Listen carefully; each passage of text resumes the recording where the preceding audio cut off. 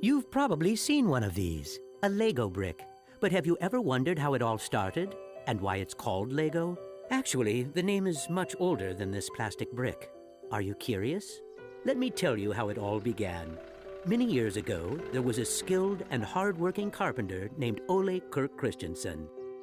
Ole was a respected carpenter with his own company, but times were hard, so he didn't have much money and had to dismiss his last worker. Come on in. I've closed down the workshop and packed my things. Thank you.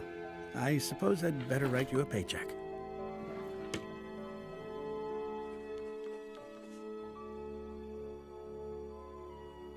Take care.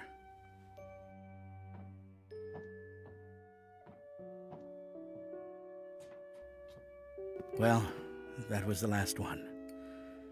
I just didn't imagine that it would come to this. I know. It's hard to understand. But at least now it can't get much worse. But it did get worse. Shortly after, Ole lost his wife. But Ole was a special person. He wasn't the type that gave up. And with the responsibility of his 4 sons, he had to think of something. Ole had gotten an idea, and for him, it never took long to put an idea into action. Ole's little invention made his boys so happy that he thought maybe he should start making toys. Ole decided to give it a try. Luckily, he had saved up a lot of wood from the carpentry production. He could now use it to make toys. Time passed by, and even though Ole was a skilled carpenter and had a good eye for quality and detail, sales were very slow. Luckily, one of his sons, Gottfried, started helping out his dad after school. Together, they just barely managed to keep up the production. Eventually, word began to spread that wooden toys of the finest quality were being made in the little workshop in Billund. One day, a man drove into town, a man who would change Ole's future. He was a wholesaler from Fredericia. I've heard that you're making some very nice wooden toys. Well, one does his best. The wholesaler was very impressed with all the wooden toys and placed a big order before he left. Now there's finally someone who can see the opportunities in what we're doing. Look at this. The wholesaler wants to put a lot of our toys into his store for the holidays. It's going to be a good Christmas this year, but we'll be busy. Now there was a lot to do in the little workshop, and Ole could rehire his former workers. Ole only used the highest quality wood, which was hand-picked and very carefully prepared. They worked day and night to get the order finished, so the wholesaler could get the toys out in stores before Christmas. Is there something wrong, Dad? I'm afraid that we're in big trouble. In the middle of their work, Ole received a letter saying that the wholesaler had filed for bankruptcy and couldn't buy the toys that he had ordered. But what are you gonna do? What about Christmas? Now we can't even afford food? I'll do it. What are you gonna do, Dad? I'll do it myself. I'll drive around selling the toys. There was no time to lose. Ole packed the car with all the toys and drove off. Ole was a very good toy maker, but was not a very good salesman. He didn't like praising himself or talking about how carefully the toys had been made. But he had to keep trying if he was going to sell anything. This is going to be a blast. Is there anything you're interested in? It looks exciting, but I don't have a lot of money right now. Maybe we could trade and call it even. Well, I would prefer money, but... In the end, he succeeded in selling all the toys. He didn't receive as much money as he had hoped, but the family managed, and they had plenty of food for Christmas. Time passed by, but the toys didn't sell as quickly as they had expected. Ole thought perhaps the company needed a good name. What should it be? It has to be a short word. I want it to convey playing well. In Danish, playing well is called leg godt. What should it be? What should it be? Yeah, if only I could get some sort of a sign. Lego. As you can see, Ole himself ended up finding a very suitable name. But what he didn't know was that in Latin, the word Lego means I put together. The name Lego was well received, and the company slowly started to move forward. We have made 3,000 crowns this year, and we have more orders than usual. Did you say 3,000 crowns? Then you need to see what I've been looking at. Even though Gottfried wasn't comfortable spending money on a milling machine, he could see that it was useful and that the quality of the toys improved. Could you finish the last batch and get it ready for shipping? I will. Dad, I've saved a lot of money for the company today. Really? How? I figured we could save money in the lacquer, so I only coated the ducks twice instead of 3 times. You what? Unfortunately, Gottfried's idea didn't go over well with Ole.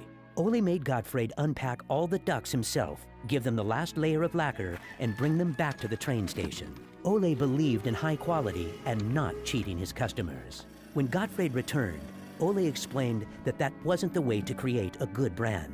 This little lesson opened Gottfried's eyes to the fact that every detail matters, and only the best is good enough. In the late 1930s, Lego was making a profit. Even when the Second World War broke out, they tried to make the best out of a difficult time. It seemed nothing could go wrong. But a stormy night in 1942 changed their luck.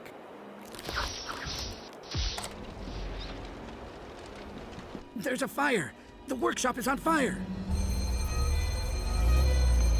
But when the firemen arrived, they were unable to save the workshop.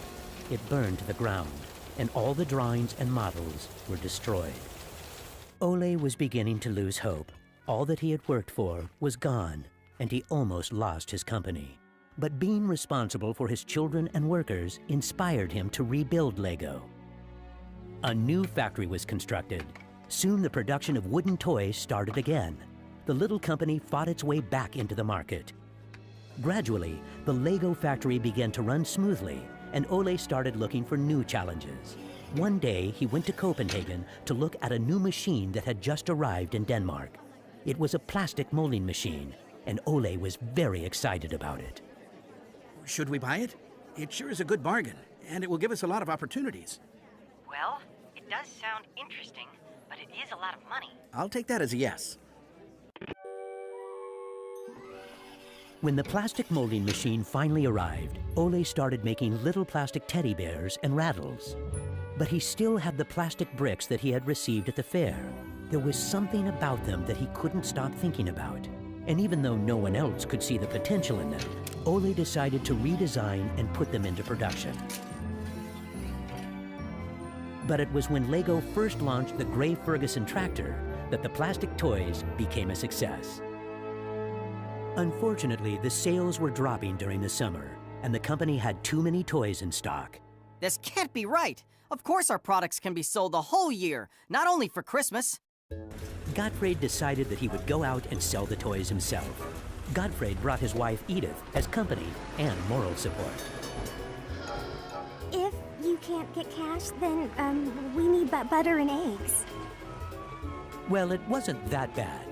Gottfried was a success in his trip around the country, which helped Lego to get out of its financial crisis. They reached home just in time for Ole's birthday party. Ole turned 60, and the whole family was gathered to celebrate with him. Well, I guess it was a long trip around the country. Hey, I got an idea. Listen. What about a picture with the 3 generations? Everyone thought that was a good idea, and we were placed on the sofa with all the presents and flowers around us. On a business trip to England, Gottfried met the head of a big shopping center on his way home. They discussed the toy industry, and the conversation would be very important to the future of Lego. Darn this industry. I just think that toys are no good nowadays. What do you mean? I think they're working very well. Oh, they work fine, sure, but there's no system in anything. System? System? There isn't any system. What in the world are you doing, Gottfried? There isn't any system. The toys need an idea and a system built around it. I want to put system into play. Children have only been offered ready-made solutions.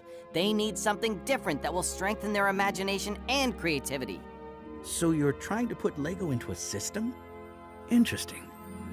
That same year, Lego started producing the first Lego system of play, Children could now build houses from the Lego bricks. The town plan gave play a realistic town setting, and with this, children learned about traffic safety. My sisters and I could play with the new Lego system for hours. Some people said we were the luckiest children in the world because we grew up in a toy factory. It was a huge breakthrough, and Gottfried decided to try selling it outside of Denmark. The system of play was so popular that they managed to sell it to many countries.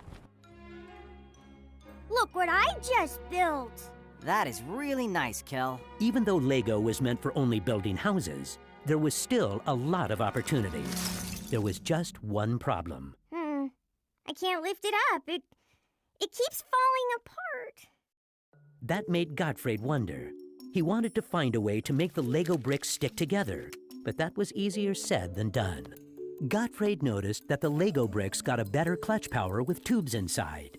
Now it was no longer just bricks, but a whole construction system with endless possibilities. This was groundbreaking for the Lego product. With a child's imagination, Lego could be anything in the world, over and over again. The imagination is the limit. Look, Dad! Now I can build everything! Unfortunately, Ole never got to see how successful the little brick actually became.